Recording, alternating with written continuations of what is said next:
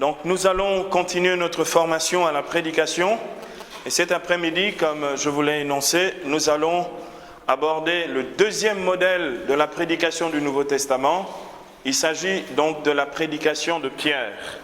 La dernière fois, nous avons vu avec la prédication de Jésus, seulement pour rappel, nous avons vu les trois éléments caractéristiques de la prédication du Nouveau Testament. Nous allons voir que l'apôtre Pierre le met en œuvre de façon admirable, de façon vraiment parfaite.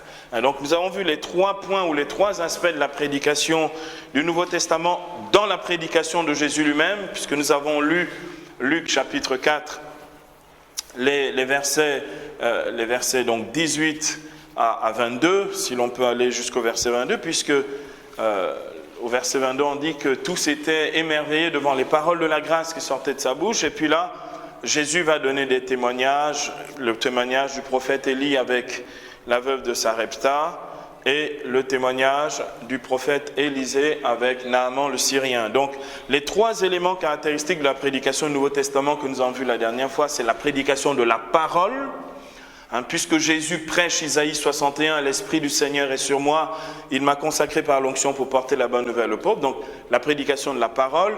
Ensuite, nous avons vu le témoignage de la parole, c'est-à-dire les témoignages attachés à la prédication de la parole. Donc ces témoignages de la parole, ce sont les deux témoignages de l'Ancien Testament que je viens d'évoquer, du prophète Élie avec la veuve de Sarepta, le miracle de la farine et de l'huile pendant le temps de la sécheresse, 3 ans et 6 mois, et aussi donc le miracle de la guérison de Naaman le Syrien, œuvre de la foi basée sur la parole de Dieu.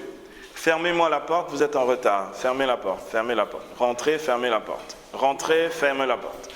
Donc, le témoignage les témoignages attachés à la parole, donc deux témoignages attachés à la parole, celui donc du prophète Élie avec la veuve de Sarepta sur la parole prophétique et le témoignage, bien entendu, du prophète Élisée avec Naaman le Syrien, qui est un témoignage de guérison. Donc, les témoignages de la parole et ensuite les œuvres donc qui accompagnent la prédication. Et ces œuvres, c'est ce que j'ai évoqué tout à l'heure, ou les signes qui accompagnent la prédication, c'est donc Luc 4, 22, ils étaient émerveillés devant les paroles de la grâce. Précédemment, Jésus avait dit, c'est aujourd'hui que cette parole de l'Écriture s'accomplit pour vous qui l'entendez. Donc, elle s'accomplit dans l'aujourd'hui. C'est une parole qui est un acte efficace, c'est un réma, c'est une parole qui est action. Je ne comprends pas pourquoi vous arrivez en retard. Ça me perturbe, c'est-à-dire, j'ai du mal à me concentrer dans ce que je dis à chaque fois. Donc, vous ne devez pas arriver en retard. Vous ne devez pas arriver en retard. On n'arrive pas en retard. D'accord? On n'arrive pas en retard. C'est un manque de charité, c'est indécent. D'accord? Vous êtes en train de me perturber le cours. Normalement, vous êtes censé rester dehors. Donc, ça, c'est un rappel, un récapitulatif donc, du cours de la dernière fois. Les trois aspects de la prédication du Nouveau Testament, prédication de la parole, puis les témoignages de la parole, les œuvres attachées à la parole, et enfin les signes qui accompagnent la prédication. Nous allons voir à présent, avec le livre des Actes des Apôtres, au chapitre 2, le verset 1 au verset 40, la prédication de Pierre. Il en fait donc 2 dans le Nouveau Testament, cette prédication du chapitre 2 du jour de la Pentecôte et la prédication du chapitre 10 de Pierre chez Corneille, versets 34 à 48, justement, où l'apôtre Pierre met un papier devant la porte qu'on ne rentre plus dans le cours, parce que j'en peux plus là. Tu mets un papier, tu écris, ne pas entrer. On fera la pause, ils rentreront après. Mais là, je peux plus. Je peux pas aligner une phrase, quelqu'un rentre. Donc, vous avez donc 2 prédications de Pierre dans le Nouveau Testament, la prédication de Acte 2 et la prédication de Acte 10. Donc, nous allons donc nous attacher à la plus longue, celle de Acte 2, que nous allons ensemble étudier cet après-midi comme deuxième modèle de la prédication du Nouveau Testament. Nous lisons donc ce qui est écrit ici dans Acte 2, versets 14 à 40.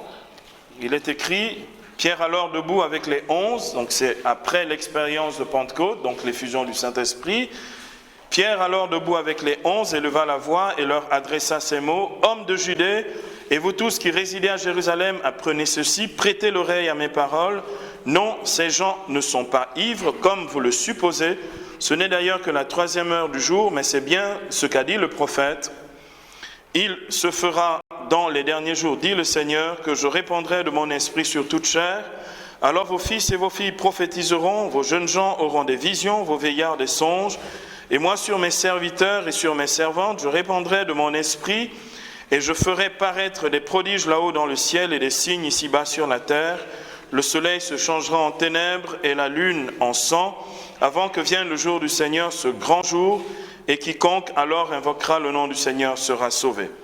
Hommes d'Israël, écoutez ces paroles. Jésus le Nazoréen, cet homme que Dieu a accrédité auprès de vous par les miracles, les prodiges et les signes qu'il a opérés par lui au milieu de vous, ainsi que vous le savez vous-même, cet homme qui avait été livré selon le dessein bien arrêté et la prescience de Dieu, vous l'avez pris et fait mourir en le clouant à la croix par la main des impies, mais Dieu l'a ressuscité, le délivrant des affres de l'Hadès. Aussi bien n'était-il pas possible qu'il fût retenu en son pouvoir, car David dit à son sujet, « Je voyais sans cesse le Seigneur devant moi, car il est à ma droite, pour que je ne vacille pas. Aussi mon cœur s'est-il réjoui et ma langue a-t-elle jubilé. Ma chair elle-même reposera dans l'espérance que tu n'abandonneras pas mon âme à l'Hadès et ne laisseras pas ton sein voir la corruption. Tu m'as fait connaître des chemins de vie, tu me rempliras de joie en ta présence. Frères, il est permis de vous le dire en toute assurance, le patriarche David est mort et a été enseveli et son tombeau est encore aujourd'hui parmi nous. Mais comme il était prophète et savait que Dieu lui avait juré par serment de faire asseoir sur son trône un descendant de son sang, il a vu d'avance et annoncé la résurrection du Christ, qui en effet n'a pas été abandonné à l'Hadès et dont la chair n'a pas vu la corruption. Dieu l'a ressuscité, ce Jésus, nous en sommes tous témoins, et maintenant exalté par la droite de Dieu, il a reçu du Père l'Esprit Saint, objet de la promesse, et l'a répandu, c'est là ce que vous voyez et entendu. Car David, lui, n'est pas monté aux cieux, car il dit lui-même, « Le Seigneur a dit à mon Seigneur, siège à ma droite jusqu'à ce que j'aie fait de tes ennemis un escabeau pour tes pieds. » Que toute la maison d'Israël le sache donc avec certitude, Dieu l'a fait Seigneur et Christ, ce Jésus que vous avez crucifié. D'entendre cela, ils eurent le cœur transpercé et dirent à Pierre et aux apôtres, « Frères, que devons-nous faire ?»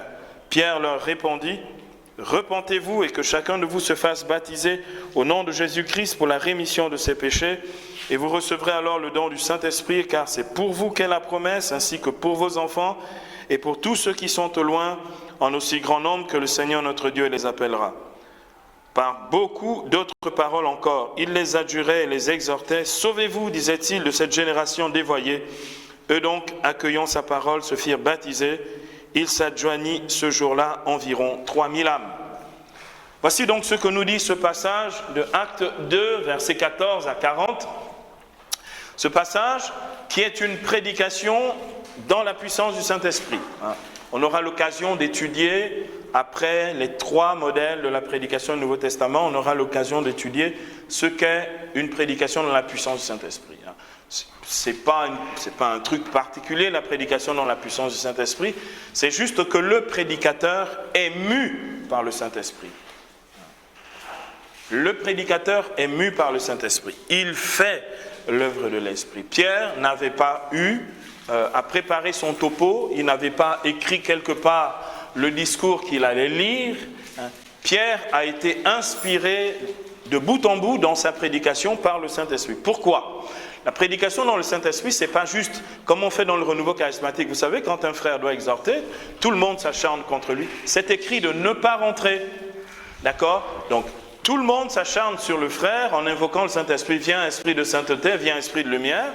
Donc, on prie sur lui parce qu'on pense que tout d'un coup, maintenant, là, il va devenir tellement charismatique que la prédication qui va sortir de sa bouche va embraser les foules. D'accord ? vous savez que ce n'est pas de la magie, l'invocation du Saint-Esprit. Cette prière-là, ce n'est pas une espèce de prière, vous savez, on aime bien faire ça, parce que ça donne l'impression à la fois que c'est spirituel, ensuite que le frère est humble, parce qu'il est à genoux, puis tout le monde est dessus, n'est-ce pas? Donc il va être humble, et comme ça, ce qu'il va dire va être humblement dit, d'accord? On verra, on va voir, bon, on en a vu, bon.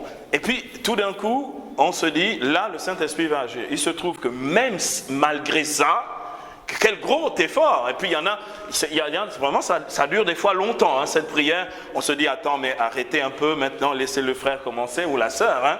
Et puis on ne voit pas venir. Donc là, ça se tire parce que plus il est orgueilleux, enfin supposé orgueilleux par les frères, plus c'est long parce qu'on va demander aussi son humilité, on va demander sa repentance, on va demander toutes les guérisons intérieures nécessaires pour que quand il prêche, il ne nous communique pas ses maladies. Bon, en tout cas, cette espèce de tralala habituel qui fait que, en fait, on pense que tout d'un coup, là, ça va être une prédication charismatique. En fait, non. La prédication est charismatique parce que celui qui prêche marche par le Saint-Esprit. C'est-à-dire que c'est pas à ce moment-là où tout d'un coup on commence à imposer les mains que tout d'un coup ça va commencer la vie charismatique du gars. D'accord? Normalement c'est avant. Non seulement il marche par l'esprit, mais il a un véritable charisme de prédication. Or, il n'y a aucun charisme qui ne soit pas œuvre du Saint-Esprit. 1 Corinthiens 12, 7. À chacun la manifestation de l'Esprit est donnée en vue du bien de tous.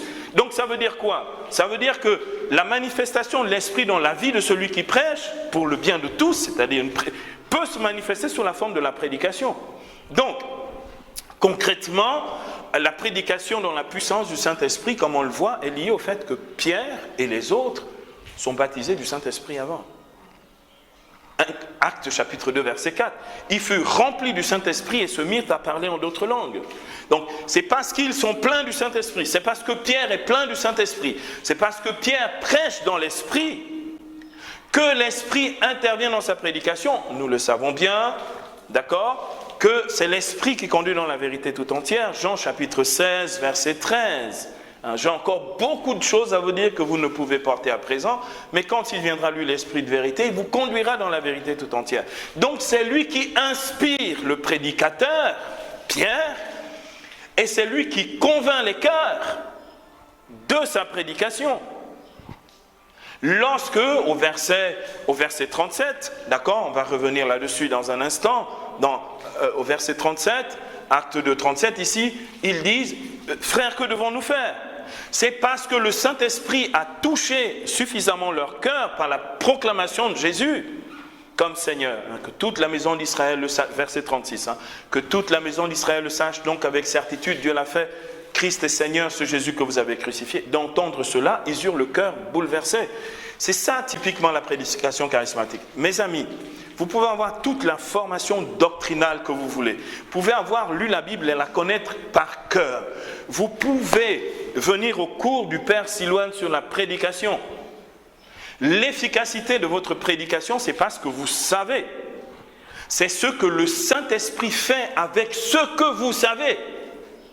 Amen. Amen. Ça veut dire que ce n'est pas parce que vous avez appris le cours. C'est au moment où vous prêchez, ce que le Saint-Esprit va faire avec tout ce capital de votre connaissance biblique, doctrinale, de votre expérience de foi, des témoignages de votre vécu dans le Seigneur, c'est ça dont se sert le Saint-Esprit pour toucher les cœurs.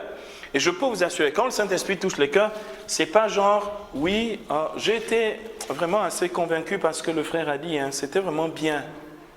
Bon, je vais réfléchir pour voir si je m'engage ou pas. Non, en fait, c'est qu'on le voit à la fin de cette prédication, ils se convertissent et ils sont 3000. Et je peux vous spécifier, 3000 hommes. Il ne s'agit pas de femmes ou des enfants, parce qu'en Israël, on ne compte pas. C'est fermé, on n'entre pas. Fermez-moi la porte, s'il vous plaît. Voilà. En Israël, on ne compte pas les femmes et les enfants. D'accord? On compte les hommes. Donc, la prédication de Pierre est typiquement une prédication dans la puissance du Saint-Esprit, mais on aura l'occasion d'étudier à fond ce que ça implique pour le prédicateur que de prêcher dans la puissance du Saint-Esprit. Parce que c'est une prédication absolument infaillible, la prédication de la puissance du Saint-Esprit. Quand je dis infaillible, ce n'est pas par rapport à l'infaillibilité du prédicateur. C'est infaillible parce que c'est une action divine du Saint-Esprit. C'est-à-dire Dieu lui-même se sert des pauvres mots du prédicateur pour faire des miracles. Le premier de tous les miracles qu'il fait, c'est qu'il change les cœurs de pierre en cœurs de chair. Il est capable de faire ça. C'est-à-dire, vous avez devant vous même le cœur le plus endurci. Je me souviens, j'étais allé au début de mon ministère de prédication, j'avais 23 ans, j'étais gosse à l'époque. J'étais dans le nord de la Côte d'Ivoire, dans une ville qui s'appelle Abengourou. Je prêchais donc ce soir-là avec mon coach, mon mentor, le gars qui m'a lancé dans le ministère de la prédication, le père Pierre-Marie Soubéran. Il prêchait, on était sur une place de marché. Vraiment, il y avait, je sais pas moi, il y avait des milliers de personnes, quasiment toute la ville qui était là. Il avait viré le diable de la ville, il a dit, Satan, tu quittes cette ville maintenant au nom de Jésus. Il a commencé par ça. Je vous assure, c'était violent, c'était puissant comme expérience. Et quand il a commencé, c'était tellement fort qu'au moment où il disait, diable, tu quittes la ville, les gens tombaient par terre tellement la puissance de Dieu se libérait par sa prédication. À ce moment-là, il a commencé à parler, je crois qu'il a parlé une demi-heure. L'imam musulman s'est levé en disant « Jamais personne n'a parlé comme cet homme ».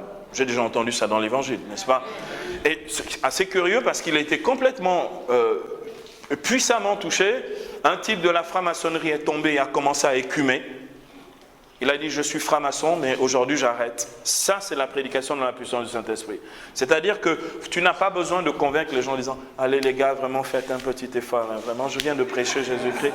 Vraiment, aidez-moi vraiment au moins à dire que là, quand j'ai prêché, là c'est bon. D'accord? Rien à voir. Vous n'avez pas le temps de négocier la conversion des gens. Ils se convertissent par la puissance du Saint-Esprit. Amen. Donc, c'est important. Donc, je voulais juste vous donner ce cadre charismatique.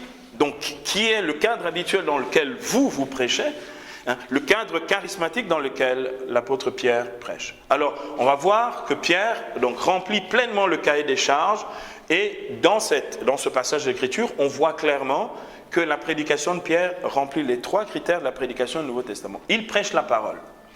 Il prêche la parole et je vais vous indiquer précisément où.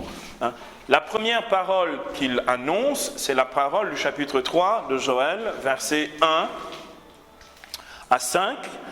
C'est l'annonce de la Pentecôte universelle ou de la Pentecôte sur toute chair. Donc, ce passage donc dans Acte 2, vous l'avez ici dans Acte 2, le verset 17 jusqu'au verset 21. Il commence en disant, « Mes bien-aimés, c'est bien ce qu'a dit le prophète. Dans les derniers temps, dit Dieu, je répandrai de mon esprit sur toute chair. Et quiconque, le dernier verset, donc verset 22, verset 21, pardon. Et quiconque alors invoquera le nom du Seigneur, celui-là sera sauvé. » Donc, il prêche donc Joël chapitre 3, le cœur de sa prédication, l'essentiel de sa prédication repose sur l'accomplissement de Joël 3. D'accord ? Il montre que Dieu a parlé par le prophète et la parole de Dieu est vraie. Donc, quand il cite le prophète, il montre la véracité ou la vérité de sa prédication. Ça veut dire qu'il n'invente pas l'événement de grâce qui est en train de se dérouler devant ses yeux. C'est une action divine du Saint-Esprit. Donc, il prêche donc Joël, il cite in extenso le texte. Il le cite précisément. Il ne bredouille pas le texte. Le texte que cite Pierre, c'est précisément ce que vous retrouvez dans l'Ancien Testament, dans Joël, le chapitre 3, versets 1 à 5. Donc, c'est pas genre, vous savez, oui, comme dit l'Écriture... aide-toi, le ciel t'aidera. Bon, j'ai cherché, je n'ai vraiment pas trouvé, d'accord, ce passage. D'accord. De temps en temps, on dit comme dit l'Écriture, et en fait, les gens inventent. Alors, comme ce n'est pas l'Écriture, il n'y a pas d'efficacité à ce genre de discours, n'est-ce pas? Donc, ensuite, il cite un deuxième passage, il cite le psaume 15 ou le psaume 16, les versets 8 à 11, « Je voyais sans cesse le Seigneur devant moi. » Donc, Ici, dans les Actes des Apôtres, c'est à partir du verset 25, Acte 2, 25 à 28. D'accord ? Je voyais sans cesse le Seigneur devant moi, car il est à ma droite pour que je ne vacille pas. Aussi mon cœur s'est-il réjoui et ma langue a-t-elle jubilé. Ma chair elle-même reposera dans l'espérance que tu n'abandonneras pas mon âme à l'Hadès et ne laisseras pas ton sein voir la corruption. Tu m'as fait connaître le chemin de la vie, tu me rempliras de joie en ta présence. Donc, il cite in extenso les versets 8 à 11 du psaume 15 ou psaume 16, selon qu'on soit en grec ou en hébreu. D'accord ? Il est absolument extraordinaire. Ensuite, il va citer un petit bout du psaume 110 ou 109. Un petit bout, juste le début du psaume, le premier verset du psaume 109 ou psaume 110, où il est écrit, donc c'est ici à partir du verset 34 au verset 35, donc 2 versets. Le Seigneur a dit à mon Seigneur, siège à ma droite et je ferai de tes ennemis un escabeau sous tes pieds. Et ensuite, il commente, on va le voir, on va revenir là-dessus, que toute la maison d'Israël le sache donc avec certitude, Dieu l'a fait, Seigneur et Christ, ce Jésus que vous avez crucifié. D'entendre cela sur le cœur bouleversé. Donc, il prêche la parole. Mes amis, je ne sais pas comment vous le dire autrement. Commencez dès maintenant, si vous voulez être prédicateur, à apprendre 2 versets bibliques par jour. Je ne vous demande pas plus. Je suis tellement aimable et gentil. Ça va faire partie des exercices qu'on va faire cet après-midi. Ceux qui vont tomber sous le sort, le pourim, comme on dit en hébreu, vont prêcher la parole. Ce soir, je voudrais que ceux qui interviennent prêchent la parole. C'est-à-dire qu'ils citent au moins, de manière à propos et juste, qu'ils citent au moins 3 versets bibliques dans leur prédication. Donc, s'il vous plaît, apprenez 2 versets bibliques par jour, c'est-à-dire un verset biblique le matin, ça prend 5 à 7 minutes maximum et c'est que de la répétition. Parce que la parole, vous la connaissez déjà. Mais il ne suffit pas de la connaître de manière approximative, il faut la connaître de manière précise. D'accord ? Comme l'apôtre Pierre. Un verset biblique le matin, un verset biblique l'après-midi. Je vous assure, entre la maison et le taxi, tu peux apprendre un verset biblique. Donc, s'il vous plaît, ne me prétextez pas que vous allez au travail, parce que moi aussi je travaille à partir du matin et je me couche tard le soir. D'accord ? Je continue d'apprendre des versets bibliques, même si dans ma tête il y en a au moins 700. D'accord ? Mais je continue d'apprendre. Donc, s'il vous plaît, il n'y a aucun prétexte. Si vous voulez rentrer dans ce job-là, il vous faut avoir les outils pour le job. Sinon, vous n'êtes pas qualifié pour le job. Il y a des chrétiens quand même dans le coin. Il y a quelques chrétiens dehors là-bas. Bonjour. On se verra un jour, on se reverra au paradis. Donc, bien aimé, en fait, l'apôtre Pierre nous fait la démonstration claire qu'on ne peut pas prêcher des idées personnelles. On prêche la parole. Or, c'est quand même assez incroyable. Mais c'est un modèle qui est une véritable dérive de la prédication qui vient des milieux évangéliques. Évangéliques, protestants, de réveil et compagnie. Le gars, en fait, il ne prêche jamais la parole, il prêche des idées préconçues. Il se sert de la parole, il tord même la parole. D'accord ? Et je vous assure, ça a des conséquences même dans la prédication des jeunes prédicateurs catholiques. C'est-à-dire que ces prétendues révélations personnelles deviennent la norme de la prédication. C'est plus la parole qui est... Dans la théologie catholique, la parole est appelée, je vais parler en latin, d'accord, on va faire un peu de latin. Norma normans non normata. La parole est la norme qui n'est pas elle-même normée et qui norme tout. C'est-à-dire qui permet de vérifier la justesse des doctrines. D'accord ? Donc, elle est la norme.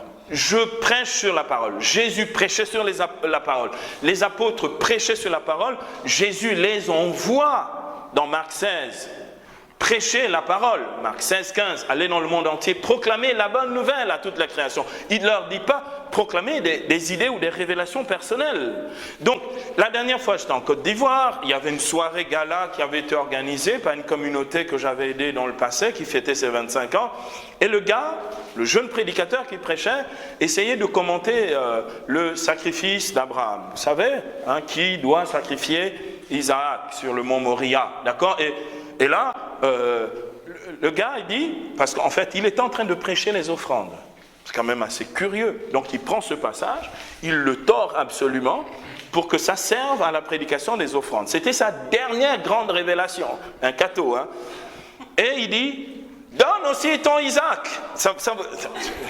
Je cherche le lien entre le sacrifice d'Isaac et le fait que les gens doivent vider leur poche. Il dit, comme Abraham a donné Isaac, donne aussi ton Isaac. Ton Isaac, c'est tes billets, tes CFA, quoi. Je cherche le lien, je ne trouve. Et bien aimé, on fait du tort à la fois parce que c'est ridicule. On fait du tort à la fois. Et on abrutit ceux qui nous entendent. Et comme dit le pape François, c'est profondément malhonnête à l'égard des gens. Si tu veux de l'argent, tu dis aux gens, écoutez les gars, nous avons besoin de thunes, d'argent, de nginza, comme on dit en Centrafrique, de mbongo, de pognon. Donnez-moi de l'argent parce qu'on a un besoin. Demande simplement l'argent, mais ne va pas me tordre la parole de Dieu avec une pseudo-prédication sur le sacrifice d'Isaac. N'importe quoi. N'importe quoi. Donc, l'apôtre Pierre remplit donc le premier aspect. Ensuite, l'apôtre Pierre nous montre clairement qu'il y a des œuvres de la parole attachées à sa prédication. Ces œuvres de la parole sont liées au ministère de Jésus.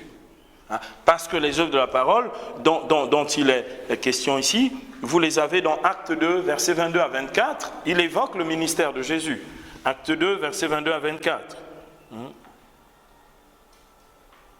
Homme d'Israël, écoutez ces paroles.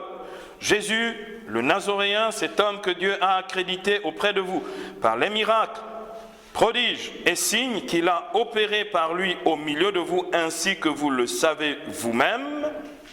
Donc il dit, le gars dont je parle, le Messie que j'annonce, est ce grand faiseur de miracles, qui a fait sous vos yeux, comme vous le savez, vous l'avez vu à l'œuvre. Donc il donne le témoignage des œuvres attachées au ministère de Jésus. Jésus a accompli sous les yeux de ses contemporains des prodiges, des signes et des miracles. Donc, il témoigne en faveur de Jésus. Donc, il rend témoignage des œuvres de la parole attachées ou liées au ministère de Jésus lui-même. Donc, l'apôtre Pierre fait comme Jésus a fait dans les œuvres de la parole attachées à Élisée. Cette fois-ci, Pierre fait en montrant les œuvres de la parole attachées à Jésus lui-même. Il n'a même pas besoin de les énumérer parce qu'ils sont innombrables, n'est-ce pas? Il dit simplement prodiges, signes et miracles. D'accord? Comme vous le savez, c'est-à-dire que ce n'est pas un truc qui s'est passé dans un coin où on dit « Ah, il y a eu du côté de Makongogno là-bas un gars qui a eu un miracle. » D'accord? Non, ce n'est pas comme ça. Il dit, en fait, c'était notoire. Ce que Jésus a fait est connu de tous. Donc, il témoigne donc des œuvres. Ensuite, enfin, bien entendu,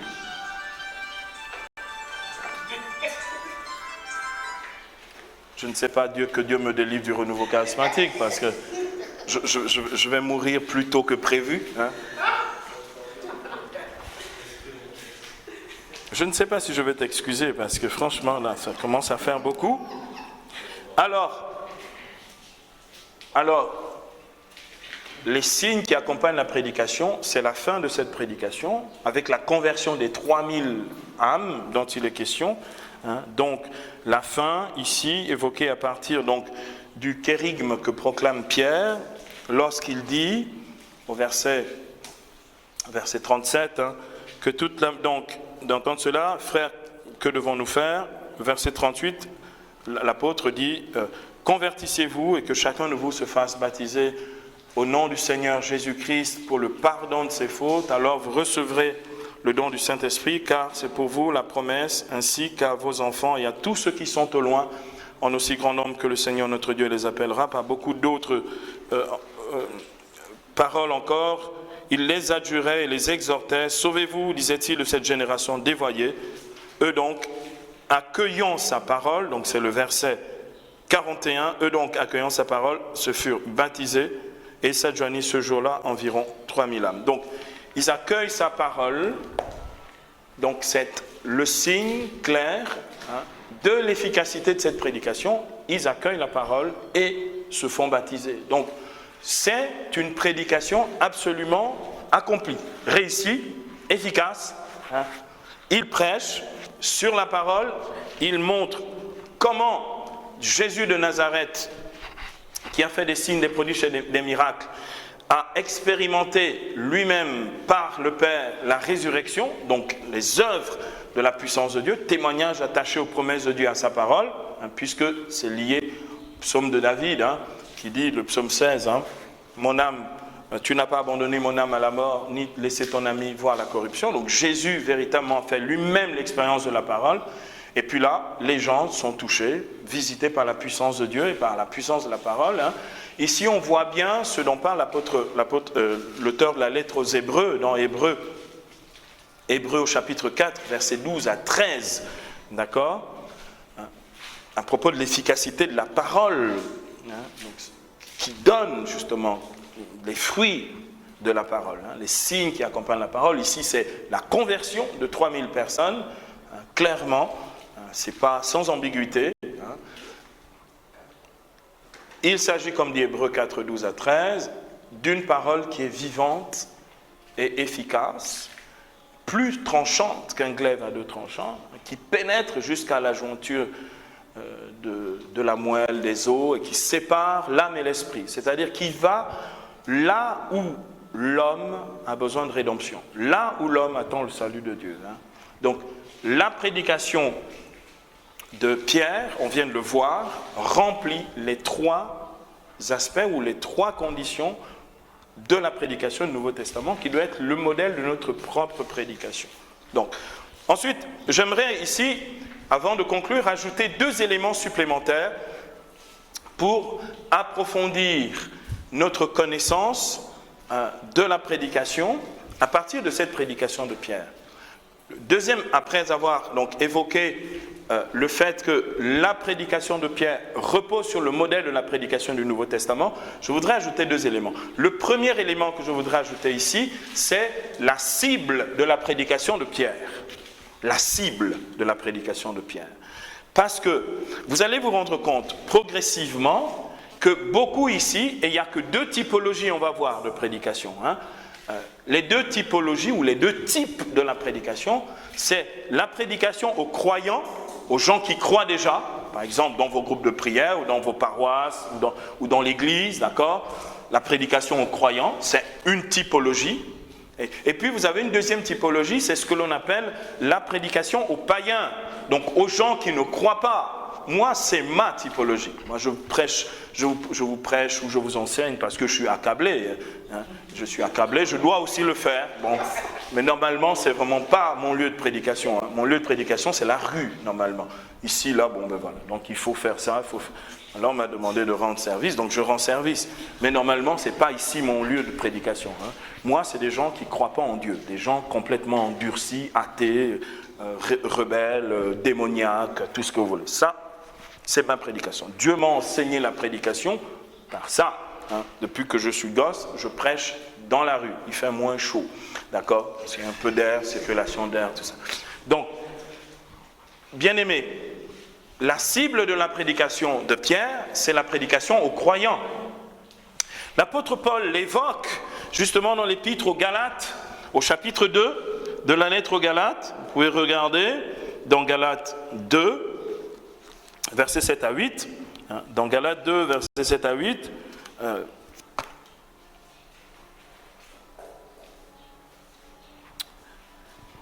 dans Galates 2, 7 à 8, l'apôtre Paul dit ceci: voyant que l'évangélisation des incirconcis m'était confiée, les incirconcis ce sont les païens, d'accord?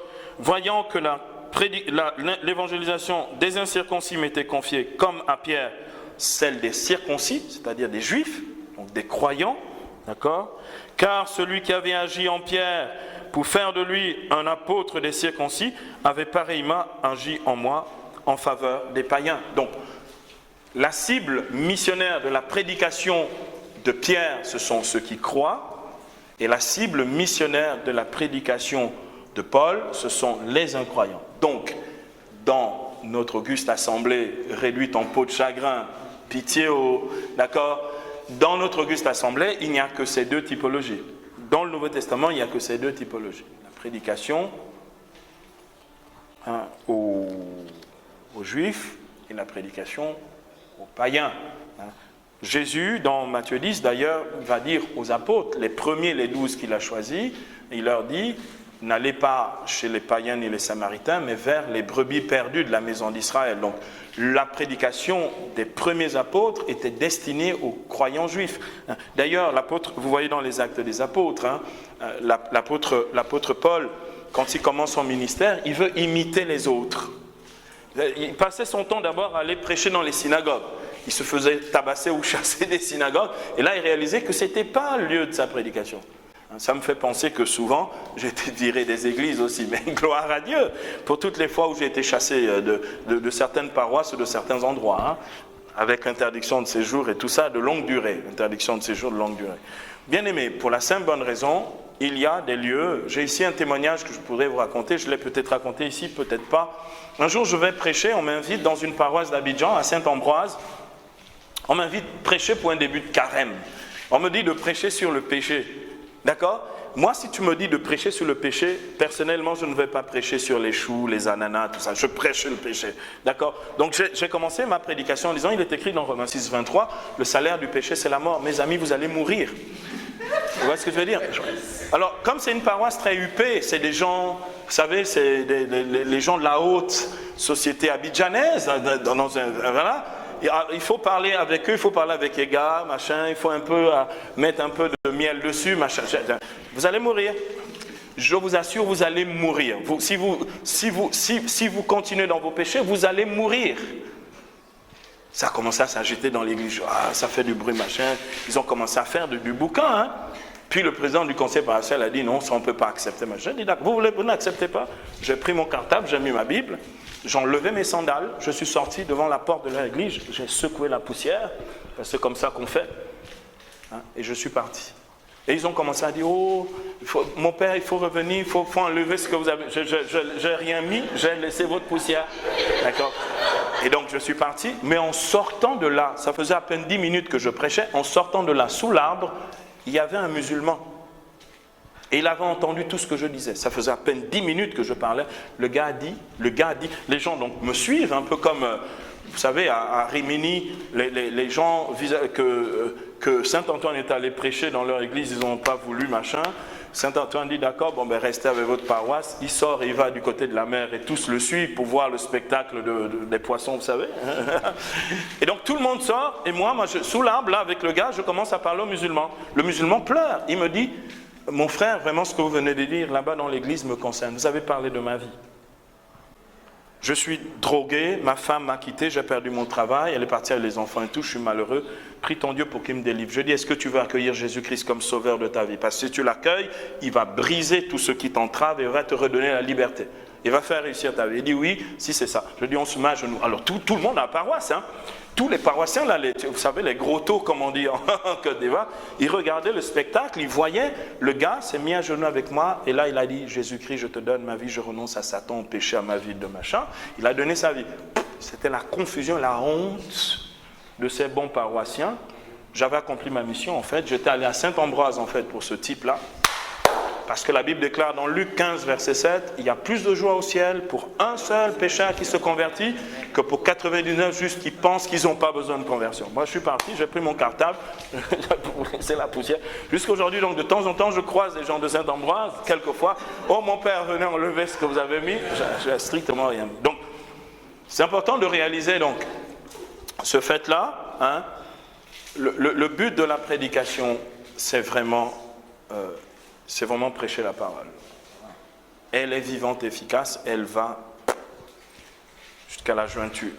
Donc, la cible missionnaire de Pierre, ce sont les croyants, hein, et Paul, ce sont les incroyants, c'est-à-dire les païens. Bon, voilà. Donc, un deuxième élément que je voudrais vous donner, et ensuite nous allons faire la pause, hein. Un deuxième élément, il s'agit de 2 leçons que je voudrais que nous puissions tirer de la prédication de Pierre. Donc 2 enseignements. Le premier des enseignements,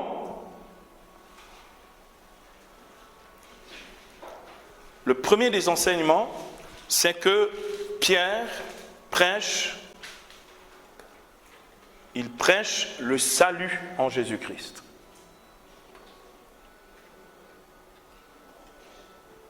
Il prêche donc le salut en Jésus-Christ, et ce salut passe par la conversion et le pardon des péchés. Lorsque les auditeurs du jour de la Pentecôte entendent, donc, dans Acte 2, 36, que toute la maison d'Israël le sache donc avec certitude, Dieu l'a fait Seigneur et Christ, ce Jésus que vous avez crucifié, d'entendre cela, ils eurent le cœur bouleversé et ils dirent, frères, que devons-nous faire? Verset 38, convertissez-vous et que chacun de vous se fasse baptiser au nom du Seigneur Jésus. Alors, il y en a qui souvent posent la question, mais c'est quoi le baptême au nom du Seigneur Jésus? Est-ce que Jésus n'a-t-il pas dit de baptiser dans Matthieu 28, verset 19, au nom du Père, du Fils et du Saint-Esprit? Oui, le baptême au nom de Jésus, en fait, c'est la conversion au Christ, mais le baptême, c'est la distinction entre le baptême de Jean, qui est un baptême de pure conversion, et le baptême de Jésus, qui est un baptême trinitaire. Ce que dit l'apôtre Paul d'ailleurs dans Galates, au chapitre 3, verset 27, Galates 3, 27, il dit « Vous tous qui avez été baptisés en Christ, vous avez revêtu le Christ. » Être baptisé dans le Christ, c'est accueillir Jésus-Christ comme sauveur personnel de sa vie. D'accord? Ce n'est pas le baptême d'eau au nom du Père, du Fils et du Saint-Esprit.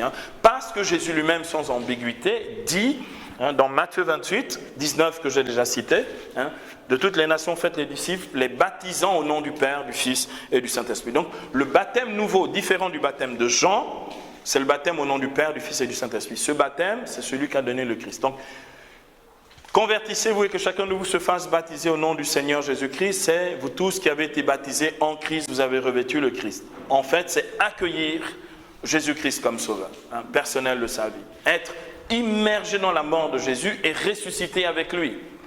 Donc, ça, c'est ce que l'on appelle donc cette annonce du salut qui est la conversion, la repentance, la conversion et l'accueil donc de cette vie nouvelle qui est dans le Christ Jésus. C'est ce que l'on appelle, je vais employer un terme technique, mais il est facile à apprendre et à retenir et à comprendre, c'est la prédication kérigmatique. C'est le kérigme, c'est-à-dire ce qui fait le cœur même de la prédication du Nouveau Testament, le cœur du message de la prédication du Nouveau Testament. Vous voulez emmener les gens au salut, il faut annoncer le salut qui est dans le Christ Jésus. Le salut qui est dans le Christ Jésus s'accomplit par la mort et la résurrection de Jésus. Il n'y a pas d'autre chemin de salut. Le salut s'accomplit dans la mort et la résurrection, c'est-à-dire le Christ vient dans la mort des hommes, dans ce qui tient les gens dans la mort, toutes les œuvres de mort, que ce soit des œuvres de péché, que ce soit des œuvres démoniaques, d'infestation démoniaque, que ce soit des œuvres d'échec dans la vie des gens, que ce soit des œuvres de maladie dans la vie des gens. Donc toutes ces œuvres qui nécessitent une intervention divine, c'est une intervention de salut, pour arracher les hommes de ces situations de mort et les emmener à la vie, donc à la résurrection. Donner à l'humanité d'expérimenter la résurrection à travers non seulement l'annonce, mais aussi l'accueil du salut qui est en Jésus-Christ. Donc c'est très important de réaliser que la première leçon que nous recevons de cette prédication de Pierre, c'est vraiment l'annonce du salut, qui est de la conversion à Jésus-Christ. D'accord? Alors, l'apôtre Pierre utilise plusieurs kérigmes, donc plusieurs manières de dire que le Christ est mort et ressuscité pour le salut. Dans ce passage de Acte 2, il y en a trois. Il y a trois passages kérigmatiques dans cette prédication. À trois reprises, il ramène les gens au cœur du message de la prédication du Nouveau Testament. À trois reprises. La première fois, c'est ici dans Acte 2. C'est donc le verset 22 au verset 24. Jésus de Nazareth, cet homme que Dieu a accrédité auprès de vous par les miracles, prodiges et signes qu'il a opérés par lui au milieu de vous, ainsi que vous le savez vous-même, cet homme qui avait été livré selon le dessein bien arrêté et la prescience de Dieu, vous l'avez pris et fait mourir en le clouant à la croix par la main des impies, donc vous l'avez fait mourir. verset 24, mais Dieu l'a ressuscité en le délivrant des affres de l'Hadès, c'est-à-dire du pouvoir de la mort. Donc, première proclamation kérigmatique dans la prédication de Pierre. Deuxième proclamation kérigmatique, c'est au verset 32. On peut commencer au verset 31. Il a vu d'avance, donc il parle de David, il a vu d'avance et annoncé la résurrection du Christ qui en effet n'a pas été abandonné à l'Hadès et dont la chair n'a pas vu la corruption. Dieu l'a ressuscité, ce Jésus, nous en sommes témoins. Donc, deuxième affirmation kérigmatique dans la prédication de Pierre.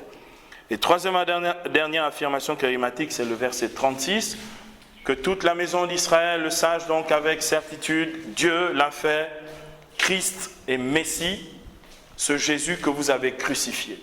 Donc tantôt, il y a un des termes, du kérigme, c'est-à-dire quand il dit ce Jésus que vous avez crucifié, il sous-entend qu'il est ressuscité. Quand il dit il ne pouvait pas être abandonné au pouvoir de la mort, Dieu l'a ressuscité, ça veut dire qu'il est mort, parce qu'il faut mourir pour ressusciter, n'est-ce pas? Donc, de temps en temps, on emploie un terme. Alors, vous, dans votre prédication, concrètement, comment vous insérez le kérigme? Vous pouvez insérer le kérigme de deux manières. Vous pouvez l'insérer par rapport à votre propre témoignage de conversion, où Dieu vous a pris d'un endroit et vous a emmené à un autre endroit, c'est-à-dire que où vous étiez dans le péché, dans la vie du monde et tout ça, et il a transformé vos vies. Donc cette œuvre de transformation, c'est le passage de la mort à la résurrection, donc personnelle, ou dans la vie de quelqu'un d'autre, ou dans une situation perdue dans laquelle Dieu a manifesté son salut. D'accord? Donc le kérigme s'annonce pas simplement en faisant les perroquets en disant « Il est mort pour toi, il est ressuscité des morts ». Tu peux faire aussi comme ça, mais le résultat est un peu bizarre à la fin. D'accord? Tu peux te servir de la parole de Dieu directement kérigmatique, d'accord, pour le dire. Donc, la première façon de le faire, c'est en témoignant des œuvres de salut, qui montrent le passage de la mort à la résurrection, comme le Christ est mort et ressuscité, d'accord. Mais tu peux aussi le faire simplement en proclamant une parole kérigmatique qui est déjà dans l'Écriture. Vous voyez ce que je veux dire? Donc, mes amis, si toutes les fois que vous voulez prêcher la conversion, et ce sera le dernier cours que nous ferons, toutes les fois que vous voulez prêcher la conversion en vue du pardon des péchés, bien aimés, vous n'avez pas le choix, il faut prêcher le kérigme. L'apôtre Paul le résume à sa manière, le kérigme, dans Romains 10, verset 9, que je vous ai déjà cité ici. Si de ta bouche tu confesses que Jésus est Seigneur, si tu crois dans ton cœur que Dieu l'a ressuscité des morts, tu seras sauvé. D'accord? Ça veut dire, c'est une proclamation, une annonce kérigmatique. Il est Seigneur parce que Dieu l'a ressuscité des morts. Tu peux comme lui faire l'expérience de la résurrection. D'accord? Donc la première leçon, c'est celle-là. C'est que Pierre énonce trois affirmations kérigmatiques, et le kérigme, ça s'écrit avec Y, j'ai oublié de vous dire. D'accord? Kérixo, en grec, c'est proclamer. Kérixo, en grec, c'est prêcher. Littéralement, c'est hurler. D'accord? Hurler la parole. Quand il dit proclamer la bonne nouvelle à toute la création, en fait, il dit kérigmatiser la bonne nouvelle à toute la création. Montrer le salut qui est attaché à la bonne nouvelle. C'est ce que ça veut dire. Et puis on fait une deuxième leçon, c'est l'expérience du baptême du Saint-Esprit. L'expérience du baptême du Saint-Esprit. À la fois énoncée, mais aussi accomplie. Ici, dans Actes 2, 39 à 40, car c'est à vous, donc il annonce au verset 38, il dit, alors vous recevrez le Saint-Esprit, et il précise, verset 39 à 40, car c'est à vous qu'est la promesse, à vous, à vos enfants et à tous ceux qui sont au loin, en aussi grand nombre que le Seigneur notre Dieu les appellera.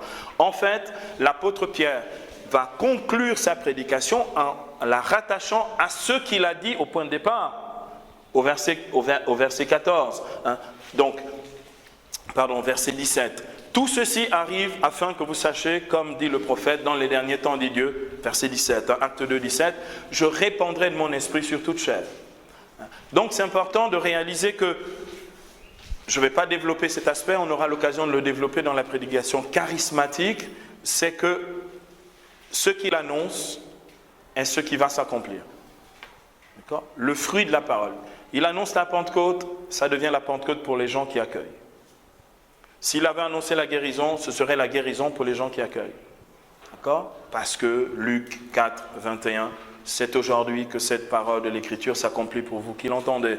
D'accord? Donc, l'apôtre Pierre manifeste clairement pour quelqu'un dont c'est la première prédication. C'est-à-dire, c'est la première fois, Jean, je te prends, je sors avec toi, je dis, tu prêches avant moi. D'accord? Ça va t'arriver bientôt, n'est-ce pas? Jean, la première fois, tu prends le gars, tu le plantes et tu dis, tu prêches. D'accord? La première fois que Pierre doit prêcher, c'est d'un professionnalisme absolument remarquable. D'accord? Il remplit le cahier des charges des 3 éléments caractéristiques de la prédication du Nouveau Testament. Sa prédication est une prédication dans la puissance du Saint-Esprit. C'est une prédication pour le salut.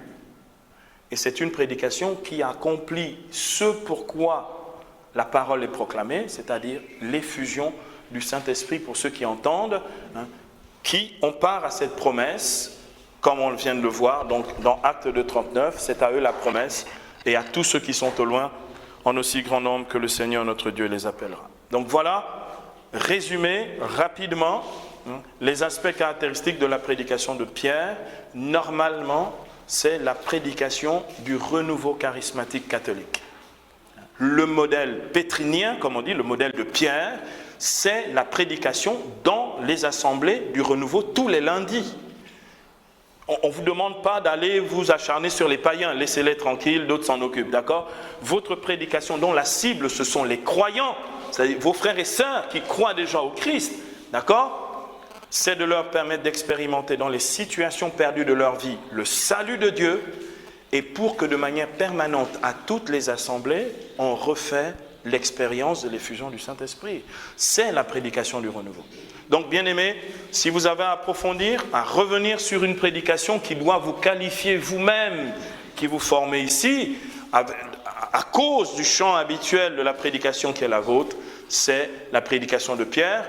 C'est la raison pour laquelle je vous convie, je vous encourage à pouvoir aller lire aussi donc la prédication du chapitre 10 des Actes des Apôtres, Pierre chez Corneille, chez le païen Corneille. Et là, pareillement, c'est toute la famille de Corneille qui se convertit. Ils sont baptisés du Saint-Esprit pareillement, ce qu'on appelle la Pentecôte des païens. Ils se mettent à parler en langue et à prophétiser. Ils sont encore païens. Et ensuite seulement, ils reçoivent l'eau du baptême. Donc, c'est typiquement la forme de prédication que vous devez assumer dans le renouveau charismatique.